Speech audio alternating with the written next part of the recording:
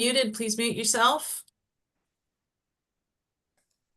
Welcome everyone after the long holiday weekend. I hope everyone had a chance to disconnect for a little bit and that today's return to work and routines wasn't too much of a jolt to the system.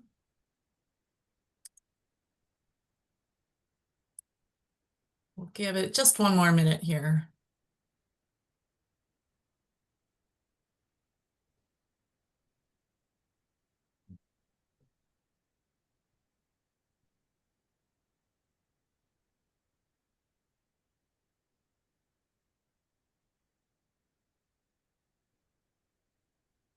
I'm going to disappear from the screen and I will be right back. Okay.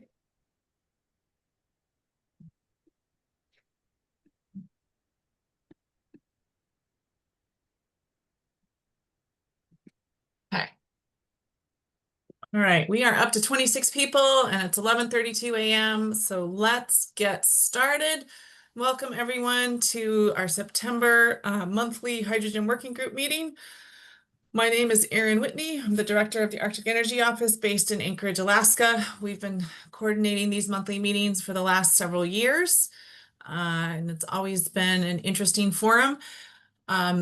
Joining me today is Patty Egan from the Alaska Center for Energy and Power at the University of Alaska Fairbanks, who takes care of all the details that actually make these meetings happen. So big kudos to Patty, and she's the one you hear from with meeting reminders and assurances that the meeting will be recorded, which it is. So we always post those and all the other little details that are so important to making these things run.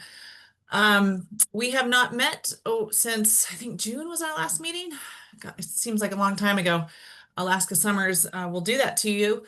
And we are now reconvening for the fall and we'll go until next spring, hopefully, and hopefully have a great medley of topics related to the hydrogen ecosystem here in Alaska and beyond. We always start with introductions. So if you are new, if you've always been coming, you don't have to introduce yourself. But if you are new, if you've never joined one of our meetings before, or if you have been quiet, or if you would just like to say boo and share something interesting from the summer related to hydrogen or developments, this is our time to do that before we have our speakers joining us today from Pacific Northwest National Lab. So any new faces, any interesting announcements over the last couple months, any developments, anybody who's been quiet and finally has the nerve to introduce yourself after, getting up the nerve over the last couple months, we'd love to hear from you. Kai, please, it's great to hear from you. Hi, thank you. It's good to see you. And this is Kai Holland. I'm now, I guess, maybe have a different hat, which is part of the reason for speaking up here. I'm now the House District 9 representative in the state legislature, and I'm co-chair of the Energy Committee. And I've used a lot of the interests that I've had in energy and the work that I've been doing for a number of years. It's been super helpful to be able to work with the Energy Committee as a co-chair to bring more visibility to the issues and support for that, including, I want to specifically just note that the hydrogen-related work is super important to the long-term view of the work that I want to be doing in the legislature and supporting our energy-related policies on that. I'm going to drop a link into the chat here for the House Joint Resolution 27, which is an effort to try and lean into our future energy opportunities, including hydrogen, with a big focus on the future hydrogen exports on that. So also be getting to the Hydrogen Alliance meeting ahead of the CSG later this month. Looking forward to the update today and more work with this group in the future. Thanks. Thank you, Representative Holland, and appreciate the link you're going to drop. Can you also drop your contact info into the chat as well, so folks can follow up with you? Appreciate that. Nathan Green. And again, if you're not talking, please mute yourself. Thanks. Hi, my name is Nathan Green. I currently work at MEA. I'm taking over for Kim Hinkle. She, I believe, would attend these meetings in the past. So looking forward to all the productive discussion and excitement around hydrogen. Thanks. Excellent. Good to hear from you, Nathan. I assume you're calling in from somewhere in the valley. Correct. Yes, calling from MEA from here in Palmer, Alaska. Excellent. Good to have you on board. There's a couple Nathan Greens around, so I'm glad you clarified which one you are. Any other introductions or announcements or folks who just want to say hi to the group? All right, we've got a hand up there. Go ahead. Hey, I'm Nabajit. I am from PNNL. I'm a geochemist at PNNL. I would have introduced myself later in the talk today, but thought I'd do it right now and everyone else is doing. I have been at PNNL for about 6 years now, and my work spans geohydrogen production, critical minerals, and carbon mineralization. Thank you, Nabajit. We're really excited to hear your presentation later on during this hour. Welcome to the call, and calling in from somewhere in Washington State. Is that correct? Yes. Are you talking to DH3027? I was talking to Nabajit, Oh, but okay. Yes. okay, but you too, I guess. All right, Sorry. great. Sorry, Thank you. I just joined. My name's Todd Schaef. I'm also from PNNL, and I work very closely with Nabajit. Right, one of our co-speakers today. Awesome. I know PNNL has multiple locations though, so I'm never quite sure where you guys are joining us from, but we are glad to have you here today. Thank you. Bill, go ahead. Hi, folks. I'll be at the meeting in Seattle called Green Hydrogen West Coast Summit, September 30th, October 1st. I'll be moderating a panel on water use in the hydrogen industry as it becomes larger and sustainable, and also giving a presentation on our small company's full application for funding to PNW H2 Hub for a new project, as they defined it in an RFP they issued a month or so ago. This project is a $1.2 billion CapEx multi-marine fuels plant, probably to be built in the Cherry Point area, with its energy source completely from deep hot dry rock geothermal on the site. So I'll might be able to get a video recording of that presentation and make it available to you. The paper itself, or the full application itself, I can send you as well. Thank you. Great. Thanks, Bill. And I assume you're joining us from Juneau today. Is that correct? Yes, ma'am. Excellent. Well, please put your contact info in the chat. And same goes for Todd and Nabajit. Please put your contact info in the chat if you're comfortable sharing it so people can follow up with you. I know you're our featured speakers today, so you might get lots of questions afterwards. All right, we've got a hand up from Jim Curry. Hey everybody, good to be with you. I'm Jim Curry. I'm not calling in from Alaska, but I do a lot of work in Alaska. I actually sit in Washington, D.C., doing energy work, regulatory work in Alaska for almost 20 years. I do a lot of hydrogen work, although not in Alaska. I do hydrogen pipeline work on the Gulf Coast, where there's a pretty large network of hydrogen pipelines. I've done a variety of other hydrogen work in the aviation space, and then also working on some blue hydrogen production plants and associated carbon capture storage. And again, all kind of the regulatory and development related work around those projects. So I'm really excited to be with you all. Great. And Jim, what was your affiliation again? I'm sorry, I didn't say. I'm a lawyer at a law firm called Babst Calland, and I'm in the Washington, D.C. office. Excellent. Thank you very much. And if you're comfortable, please share your contact info in the chat. I also see some back and forth there between Bill and Jamie about the Hydrogen West Coast Summit. That's great to hear. You'll be able to connect. And welcome, Jim. Thomas Laird. Hello, my name's Thomas Laird. I'm just calling in. I'm a lab tech. I've attended a couple of these meetings earlier this year, but I'm here just to absorb and listen to the giants within this field and understand what's going on with hydrogen. So I'm really excited, and I would like to find out where my place exists within the scope of clean energy production and use. Thank you. Excellent. And Thomas, where are you a lab tech? Currently at Amazon in Washington State. Okay, excellent. Thank you. All right. Do we have any other announcements, introductions, updates on all things hydrogen related?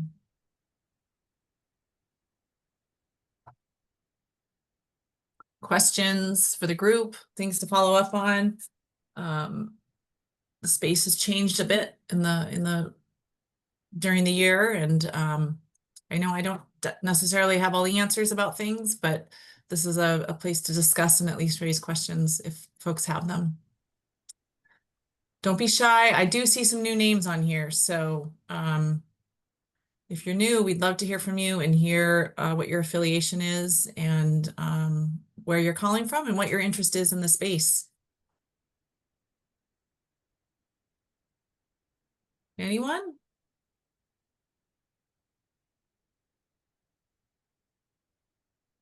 Okay, well, we'll be nice this time and let you off the hook, new faces. But next time, we may just have to start calling on people in person. I know it is the day after a long weekend, so maybe everyone's not quite up to speed yet. I think with that, then, we will go ahead and get started with our featured presentation. We have Nabajit and Todd, who introduced themselves earlier. Perhaps you're joined by some other colleagues, I'm not sure. But we have a presentation today on advancing engineered fluids for geologic hydrogen production. This was something that we devoted some attention to in our meetings last year. Folks may recall there was a summit organized last fall by USARC and Mark Myers on the topic, and it's definitely picked up some interest with Alaska as a very promising location for producing geologic hydrogen. So Patty, I'm gonna leave it to you to navigate the screen sharing here. So I'm not sure if you have the presentation or if Nabajit or Todd are sharing it. I have the presentation. I can share my screen if that's okay. Yep, that's Yep. great. Okay. And Nabajit and Todd, I don't have good introductions for you, so feel free to tell us a little bit about yourselves before you get started.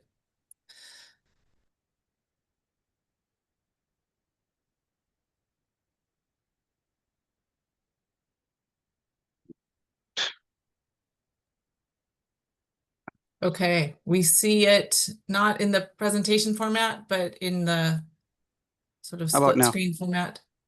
But that's fine. It still looks good. Is There it? you go. Perfect. Yep, looks great, Yeah. and we hear you too. Okay. Okay. Perfect. Yeah, I'll reintroduce myself and then Todd. I am a geochemist at PNNL. I started out at PNNL as a postdoc, looking at mineral water interfaces and mineral brine interfaces and how surface chemistry at the mineral surface changes. And then I moved into carbon mineralization and critical mineral recovery. And now I am leading projects in geologic hydrogen, critical mineral recovery, in situ critical mineral recovery, and also have projects in carbon mineralization space, that is basalt storage, basalt CO2 storage. Todd? Yeah, again, my name is Todd Schaef. I've been here at the laboratory for 32 years. I work very closely with Nabajit. I have a research team that focuses on carbon sequestration in reactive reservoirs, so mafic, ultramafic reservoirs, and then also work very closely with Nabajit on developing new mining technologies that will allow us to go after low-grade ores and unconventional assets. So you'll hear a little bit about that today from Nabajit in relations to hydrogen and also critical materials. Okay, great. Okay, so I'm going to give a brief overview of what we're doing in the geologic hydrogen space at PNNL. Oh, animations went bad. Okay, so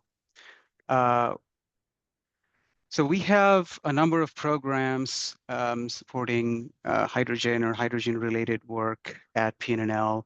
One of the primary ones is RPE that supports hydrogen-related work. From RPE, we have RPE Minor project that is looking at ultramafic feedstocks, and we've developed an exploration vector as part of that, looking at about 25, 26 assets across the United States for critical mineral and hydrogen production.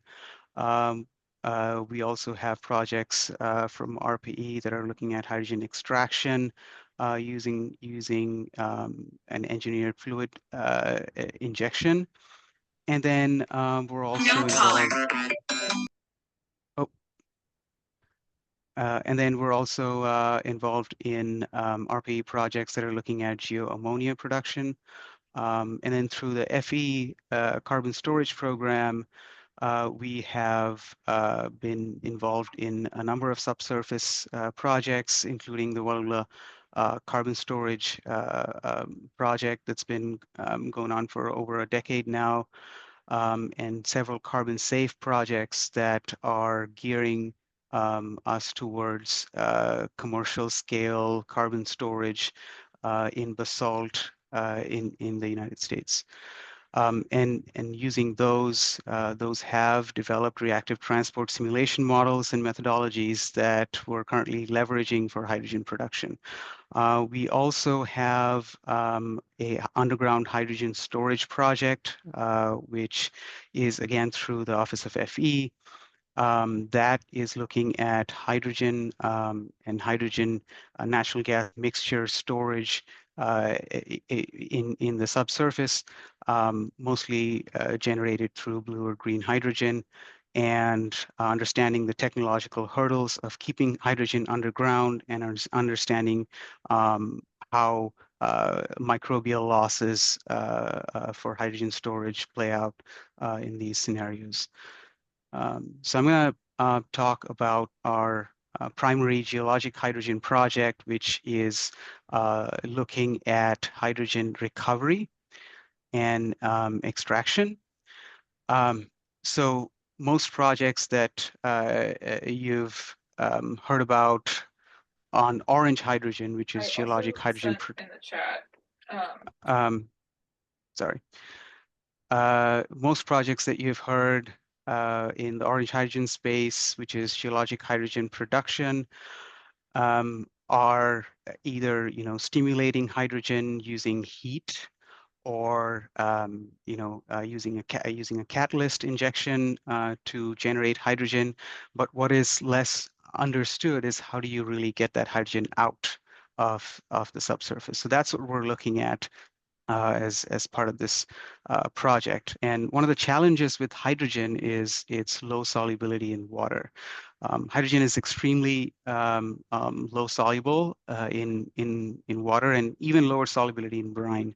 And one of the bigger challenges with hydrogen production in the subsurface is that the equilibrium concentration of the serpentinization reaction, the hydrogen generated through the serpentinization reaction, is much lower than the saturation of hydrogen. So that essentially limits hydrogen production in the subsurface. And that's one of the reasons why we don't see a whole lot of hydrogen, and we have water that hasn't reacted with the iron in the subsurface. And so a couple of key questions that we're trying to address is, how do we recover geologic hydrogen that is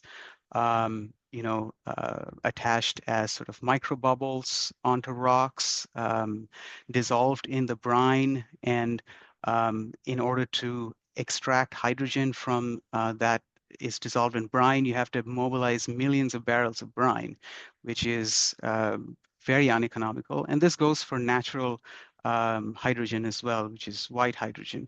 A lot of natural hydrogen is, you have these gas pockets that various companies are now drilling and recovering hydrogen, but you also have a lot of natural hydrogen that is dissolved in the brine. How do you extract that without mobilizing millions of barrels of brine? And then another question is how do we accelerate geologic hydrogen production reactions in the subsurface? So to address this, what we are doing at PNNL, and this is in partnership with UT Austin and UCLA, is to inject a foam, specifically a Pickering foam, which is a nanoparticle stabilized foam. And the reason why we want to do that is because when we started out, we thought, what is the best way to extract a gas from a reservoir is to inject another gas into the reservoir as a carrier gas and extract it out. But obviously, we can't inject a pure gas because that will cause channeling. You will not be able to extract all of your hydrogen. So in order to enhance viscosity, we are leveraging technologies that are already proven in the oil and gas space, which is your Pickering foams and Pickering emulsions. Pickering foams are nanoparticle stabilized foams. These are extremely stable in the subsurface under reservoir conditions. And these are currently being used for CO2 enhanced oil recovery.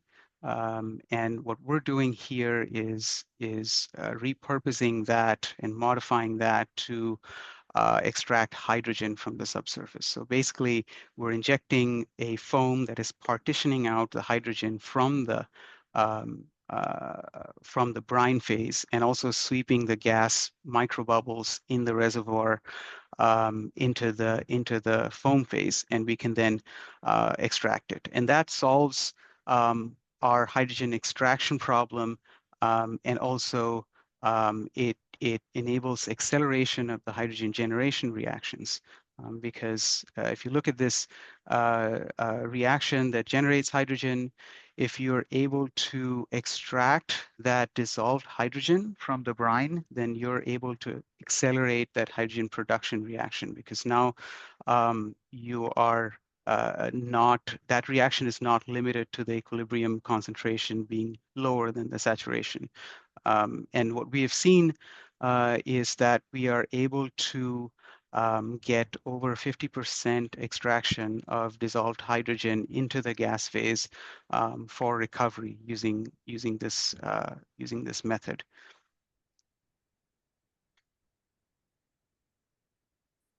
This is a sister project. This is another project from RPE that we're involved in, and this is again looking at similar feedstocks, ultramafic and mafic formations. The difference here is that we're not reducing water.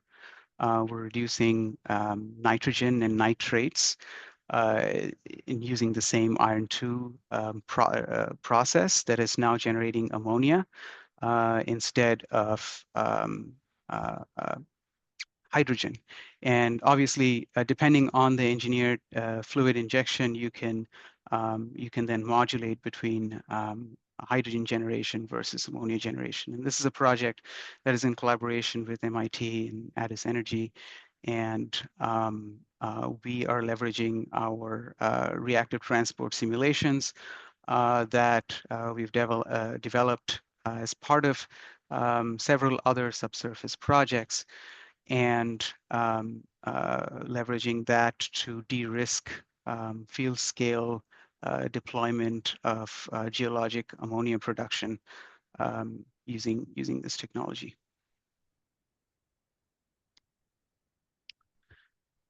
So another another aspect that I wanted to point out here is that as part of several projects in the past, we have been able to develop a core library at PNNL. And that core library consists of mafic and ultramafic deposits. Specifically, we were involved in drilling the borehole at Tamarack, which is an olivine-rich bowl. And we have core samples from Tamarack. We have core samples from our Walula pilot project, which is a layered basalt, which was drilled up to 1,200 meters.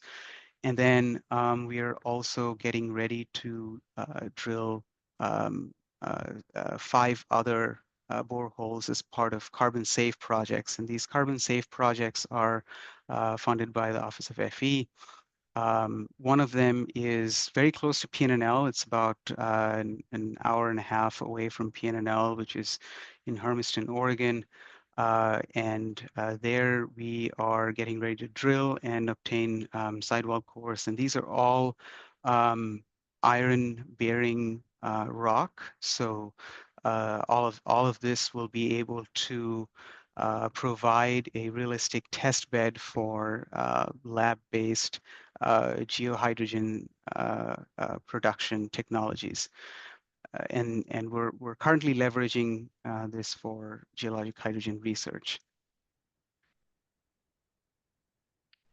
And so using the Tamarack samples, specifically, what we have been able to show is that we can develop an injection fluid that can generate hydrogen at low temperatures, and these are temperatures at about between 70 to 90 C, and at reservoir pressures, we are able to extract critical minerals from the ultramafic formations, and we're also able to generate hydrogen.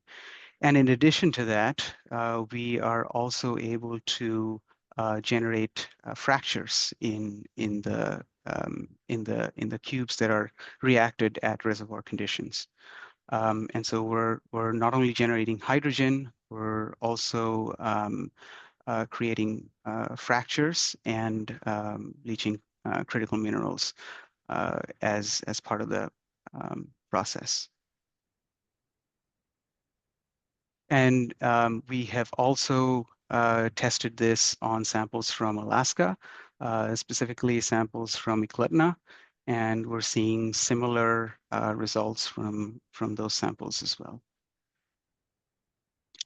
And all of that then goes into reactive transport simulations, which PNNL has pioneered. PNNL has developed multiple reactive transport simulation codes that are, like STOMP and pFlowTran. And with those, we can take the lab-derived results and we can plug into the models. And what you're seeing here is an example of critical mineral leaching using horizontal well and injection of a chelating agent. But we're leveraging this to now understand how hydrogen is produced and at what rates it's produced at a field scale. With that, I would like to thank you, and I'll take any questions. Thank you, Nabajit. Appreciate that brief overview. We're a little ahead of schedule, but that might just be the way it goes today.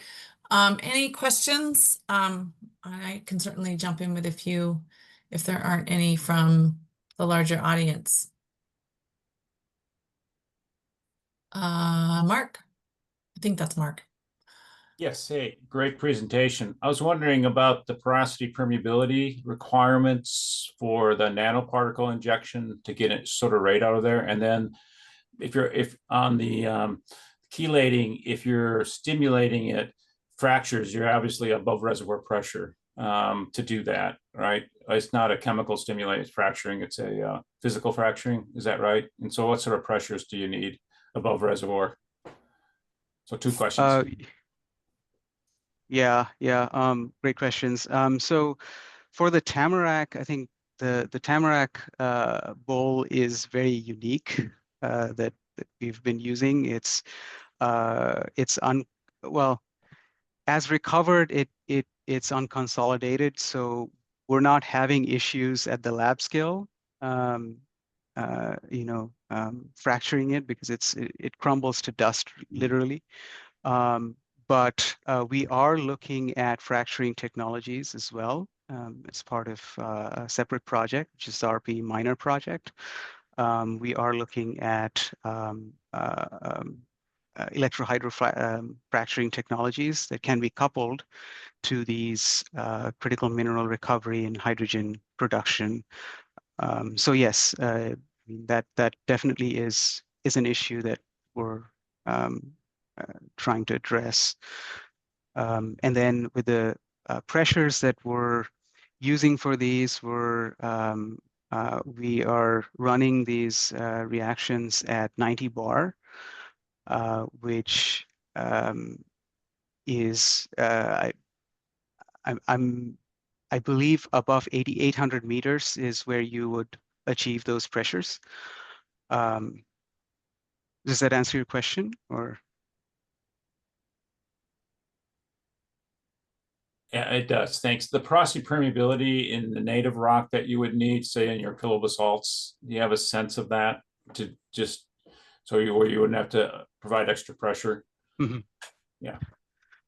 Todd, do you have numbers for the basalt permeabilities? Yeah, so for our basalt pilot project, we were somewhere around 150 to 200 millidarcies.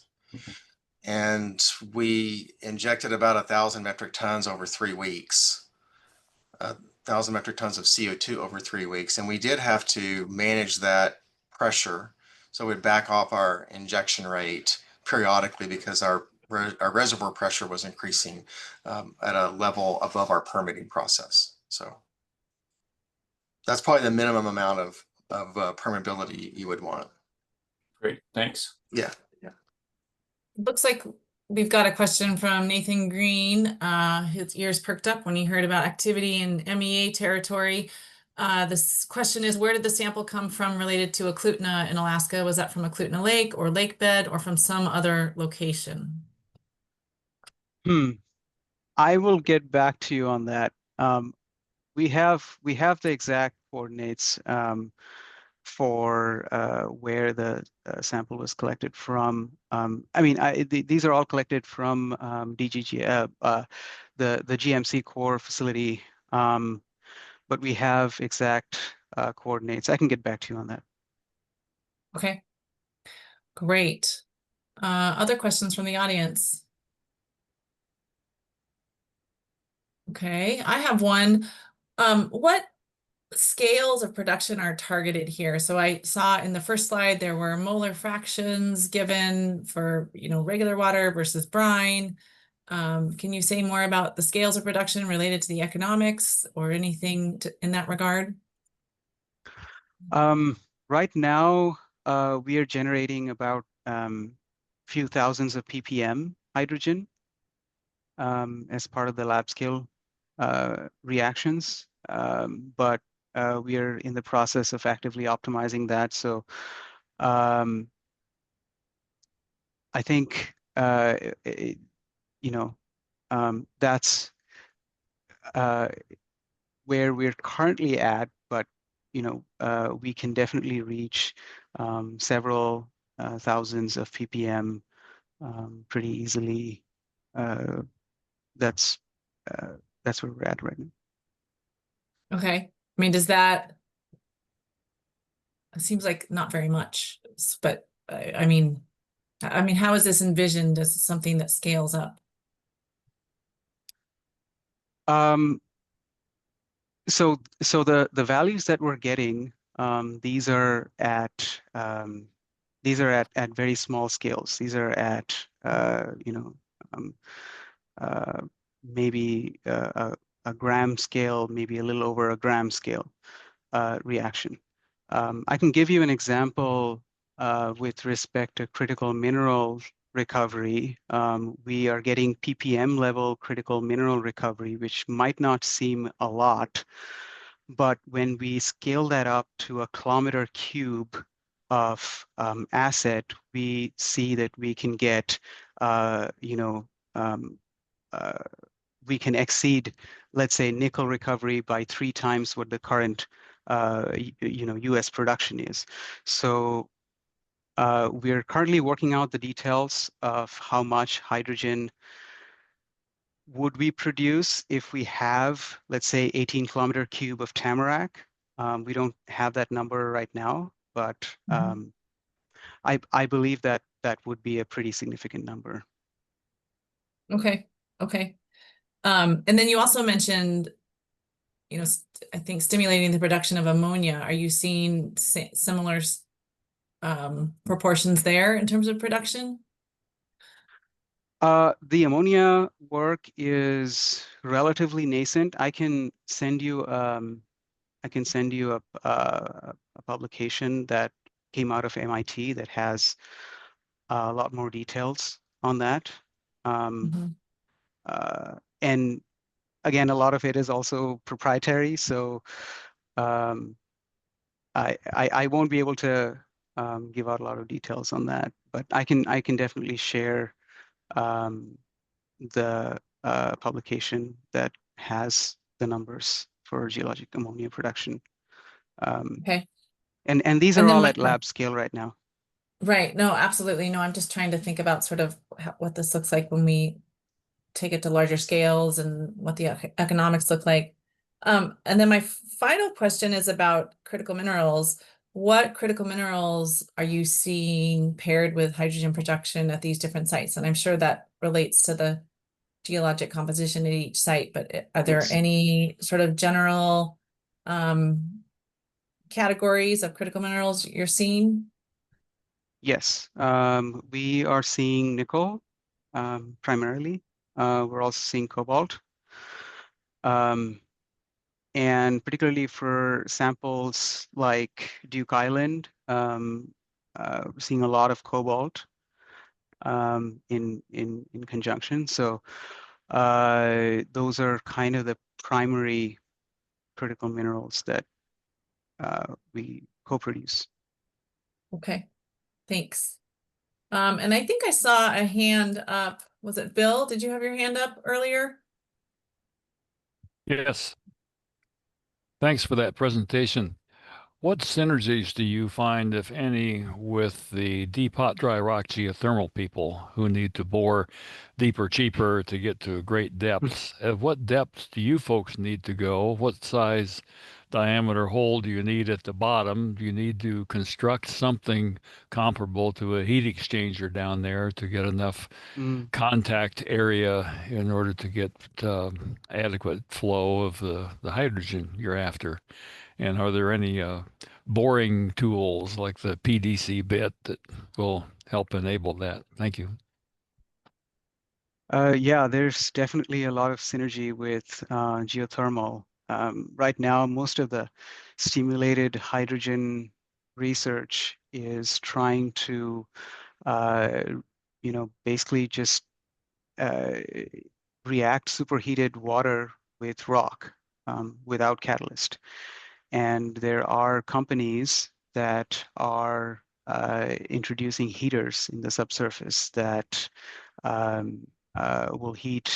will provide the heat, and then you can use the formation brine then to generate hydrogen. And so there is a lot of synergy with geothermal and hydrogen production, not in the conventional geothermal asset though.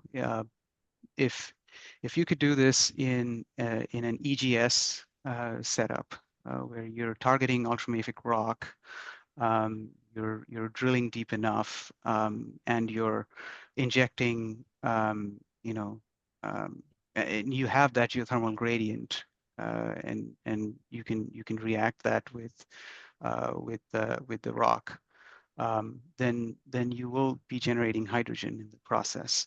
The borehole dimensions, I am not an expert in that, so I will not be able to comment on that.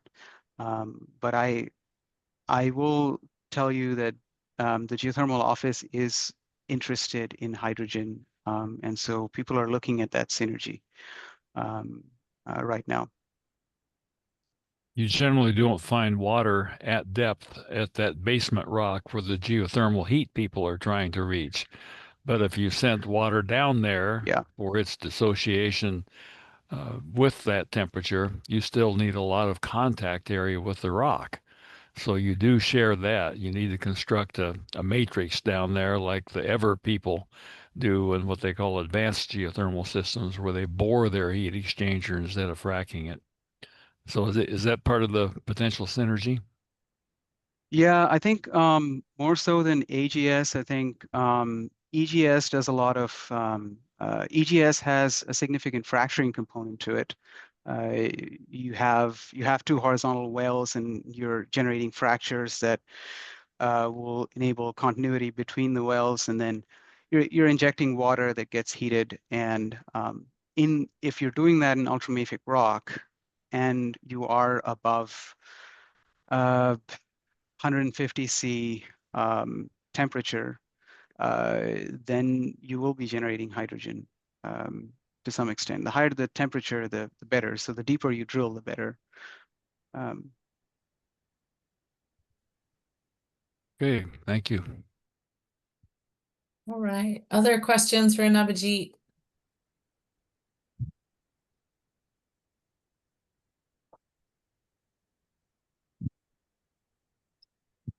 Okay. Well, again, we're a little ahead of schedule, but that's okay. I know that folks are digging out from the long weekend. So I think with that, we will wrap up our presentation. And it may just be a short meeting today. Are there any other announcements or other news for the good of the group, or even questions? Oh, and two hands have just gone up. Matt Bergen. Good afternoon. You can hear me okay? Yes, thank you. It's Yep. great to see you. Yeah, it's been a little while, but thought I'd jump on this one because I had definitely great information in your presentation. We're still kind of mourning the loss of several big renewable projects in our region that was going to kind of catalyze some hydrogen power projects here in the Kotzebue area. But I'm just kind of curious, are there any rules of thumb in terms of the geologic structure or other things we could look for in our area that may indicate that there could be natural hydrogen in our area? I mean, we do have like this, it's called the Hope Basin. It's a natural gas basin. Are there any like anything that might show that our area in Northwest Alaska could show potential for I'd say natural hydrogen? Yeah, I remember. So there's a map that USGS has put out that has mapped where natural hydrogen deposits might be, or the highest potential of finding natural hydrogen might be. And Steve Masterman out of DGGS and University of Alaska Fairbanks, he also has a similar database that has that data. And so to answer your question, yes, there is.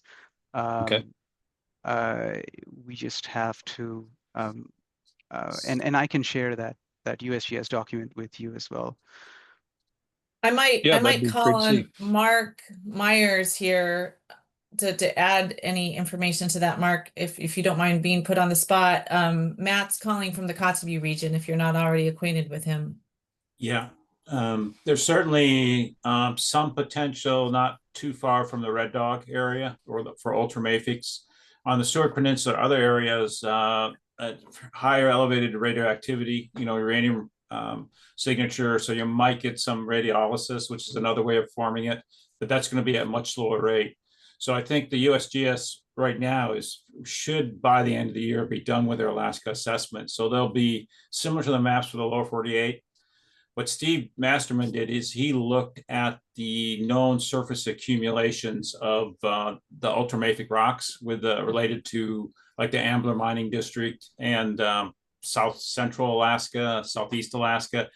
And you see a strong correlation between these, sort of like the Tamarack rocks, PGMs, rocks high in iron and are present with these subduction zones and paleo subduction zones. So that's also where we see a lot of our critical mineral belts. So we're seeing very close parallel with rocks that are known to be serpentinized. We're seeing the geologic processes where the hydrogen would have been created, but we have not yet seen seeps. But on the other hand, we have permafrost in many of the areas too, and no one's really looked for the seeps. So what we're seeing is source rock lineup that's outstanding in Alaska, extremely, thousands of examples where we're seeing known ultramafic accumulations, critical minerals, and those ultramafics appear, at least from what we know of the geochemistry, to be suitable for generating hydrogen. And then if you look, there's also sedimentary basin cover over many of these associated areas in close proximity. So then you might have the ability to actually trap hydrogen in conventional reservoirs as well. So all that's being analyzed by the USGS and to the same sort of models they used in the lower 48, adjusting for Alaska geology. And that data set will be probably the best thing to look at, but hopefully by the end of the year. There you have it, Matt. Interesting. Thank you. Yeah. Thank you, Mark, former head of the USGS. So always good to get your input. Kai, go ahead. Great, thanks. I just want to come back to the work I'm doing on the broader energy legislation and economic development.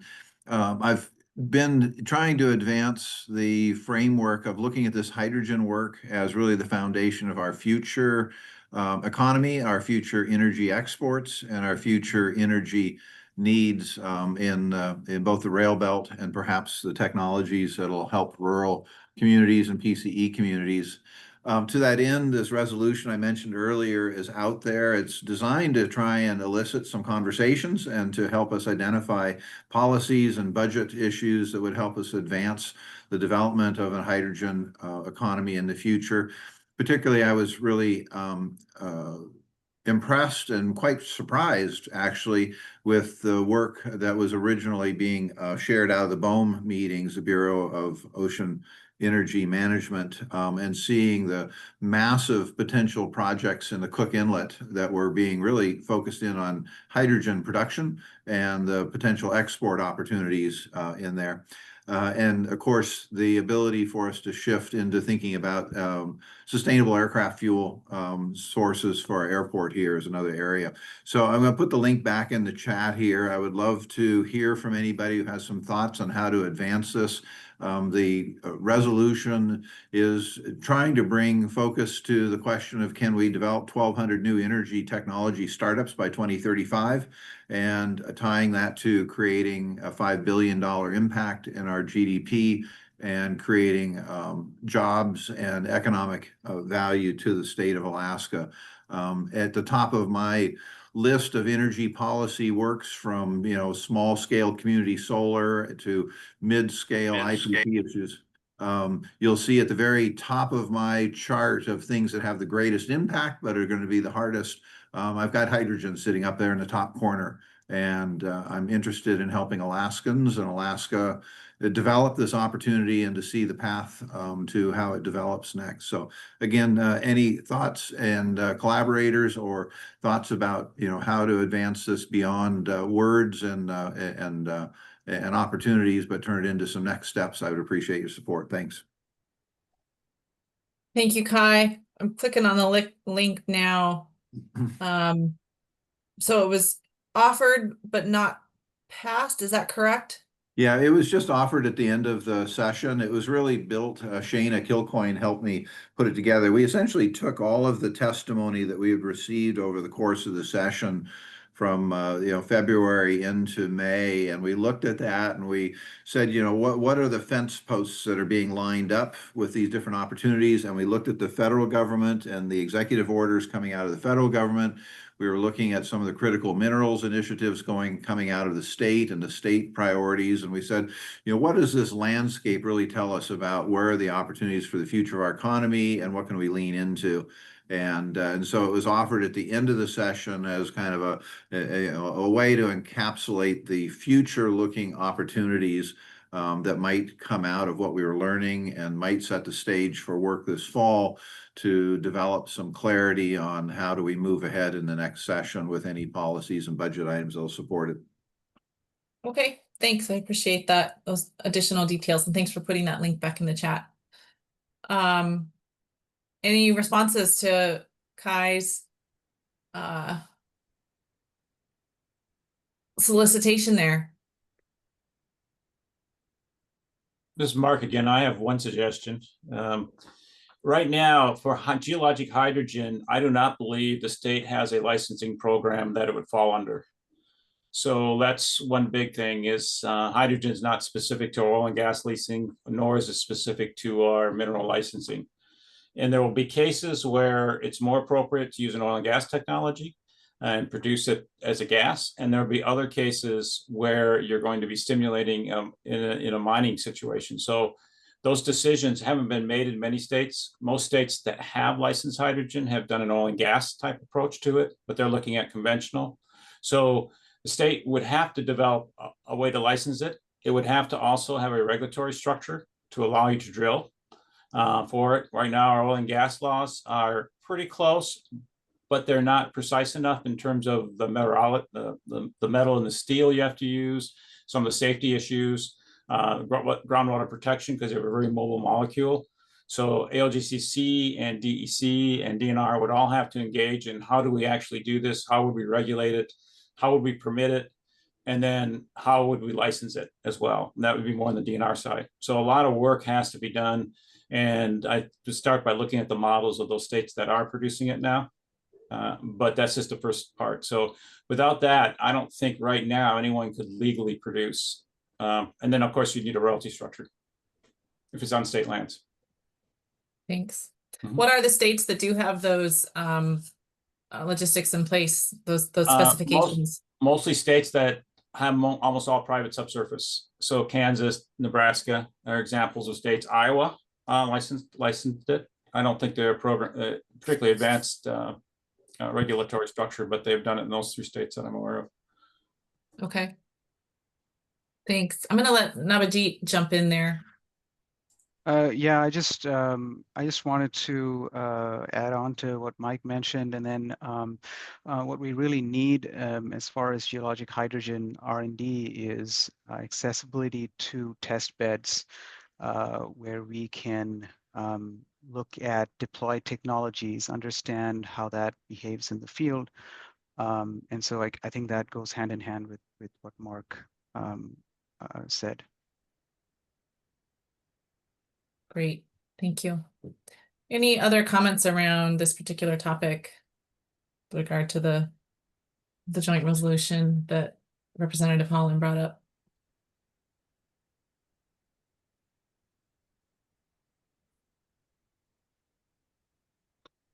Okay, I see Bill Lady's hand up again. Bill, what do you have to add?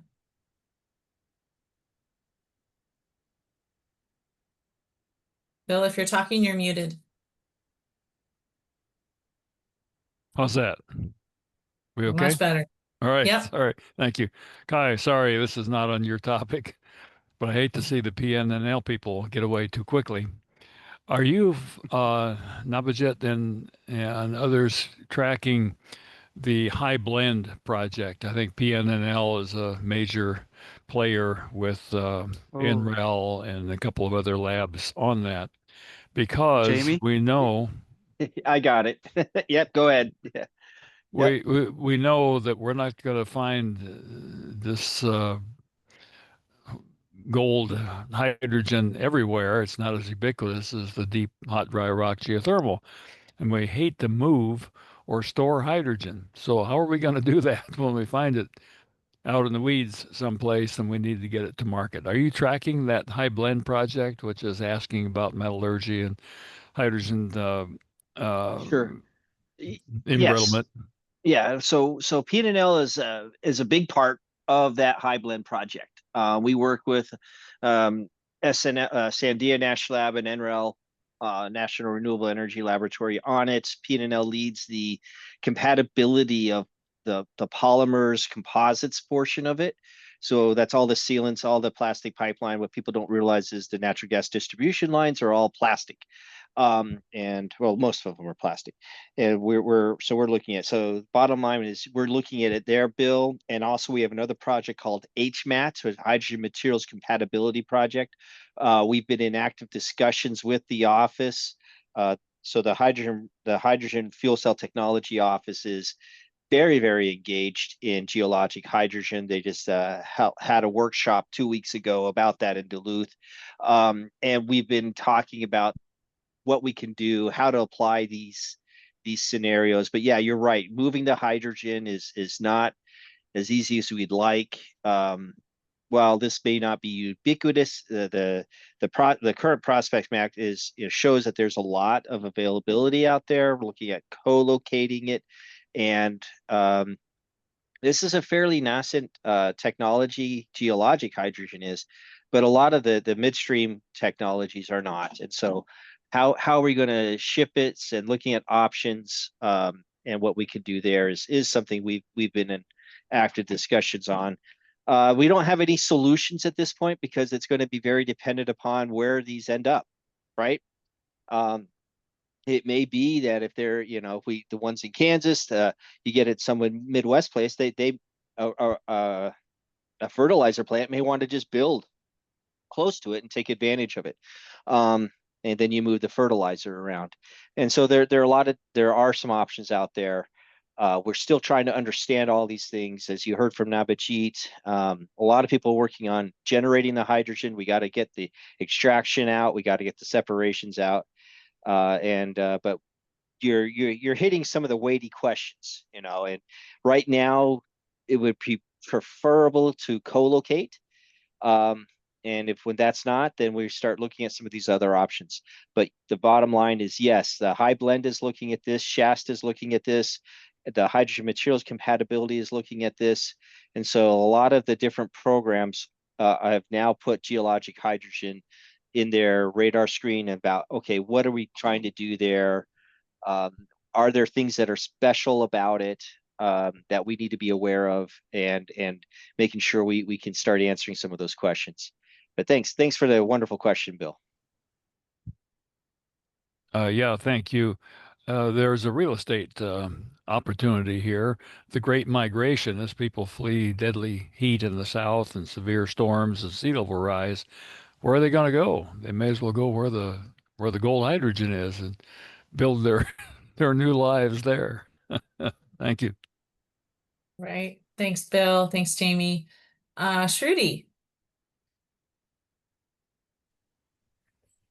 Hello there. I'm Shruti Mishra from Sandia National Laboratory, and I have been working with the Shasta project team members.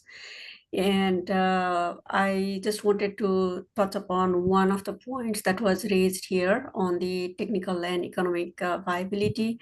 So under SASTA, we have developed this framework to conduct this technical and economic feasibility analysis. And we have also done one of the case study in Cook Inlet. And I just wanted to let the forum know about that.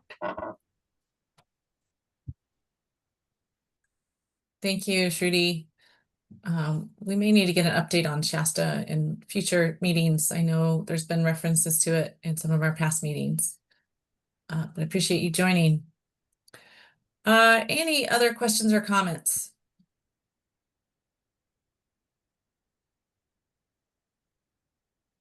Okay. I can pass that over to Nick. Nick Huerta is is leading Shasta from PNNL.